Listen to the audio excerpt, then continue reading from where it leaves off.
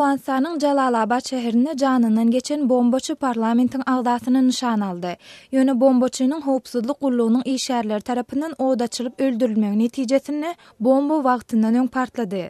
Wakada bombaçy öldürüldü we ýoldan geçip barýan bir adam yaralandy. Nangarhar welaýatynda bolan beýlek hüjümde janynyň geçeniň bombaly ulaw partlatmagy netijesinde 2 sany polisiýa işgäri öldü. Bu hüjümleriň jogapkärçiligini Taliban hereketi öz üstüne aldy. Russiýanyň paýtagty Moskwada Amnesty International ýagny halkara günä geçiş guramasynyň işgärleri tarapyndan 300 000-den gowrak adamyň gol goýan dokumenti prezident Putiniň edarasyna tapşyryldy. Agdalyan aktivistler prezidentiň edarasyna balerina bilen birlikde bardylar. Petisiýada söz we ýygnanşmagy çäklendirýän kanunyň ýatyrylmagyna çağırş edilýär.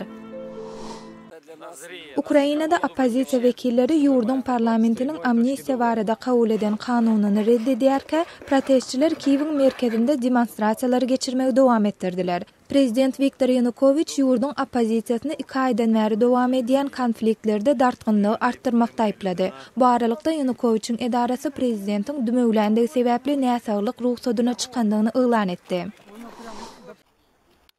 Pakistanda ýurdun Demiradagynyň Şapkar welaýatynda oglanlar üçin niýetlenen mektepleriň biri partladyldy.